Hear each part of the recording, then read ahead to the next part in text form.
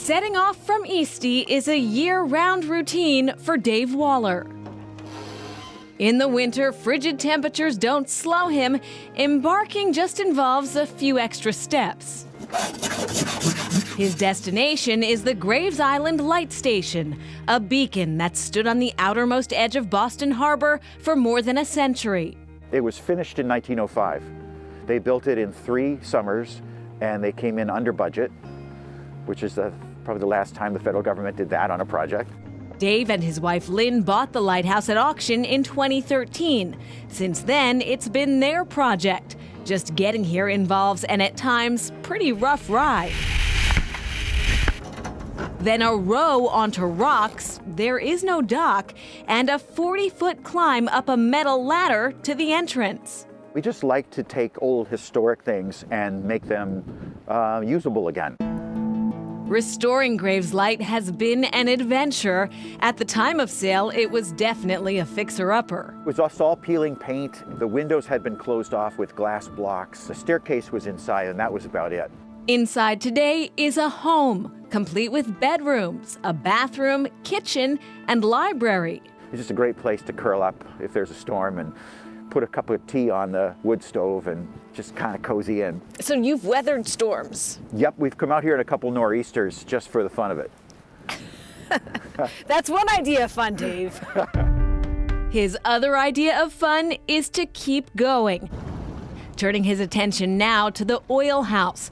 That structure once housed hundreds of gallons of kerosene. Dave imagines visitors instead. The oil house is going to be a guest house because what we realize when people come to visit is if you're in the lighthouse, you don't see the lighthouse. When you're over here, you've got a great view of the whole tower. Do you anticipate lots of company? Oh yeah, yeah. In the summertime, the place is surrounded by boats. To prepare an incredible feat. All the materials inside the lighthouse came out on boat and were hoisted up and in.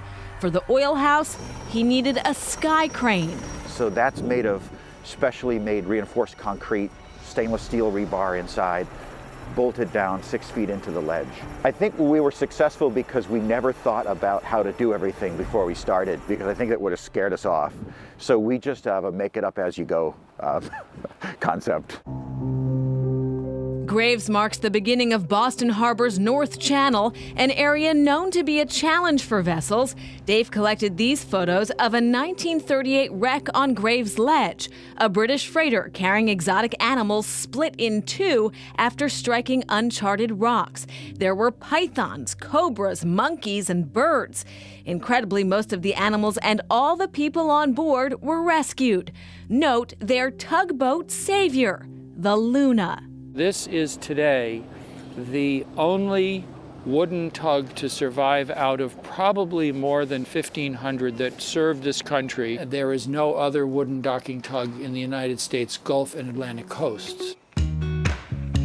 The Luna is still happily afloat today thanks to the Luna Preservation Society and its president, Brent Dibner. She's bigger than she looks. Everybody thinks tugboats are tiny, but the fact of the matter is that the Luna weighs about 400 tons. One of the hardest workers in Boston Harbor between 1930 and 1971, the Luna was in rough shape when the Preservation Society stepped in. It had sunk several times. It was covered with sea moss, it was damaged, it was corroding. Visually, you can tell the old versus the new? So how much of the tug has survived? More than half. We have some original pieces and we have some that are new.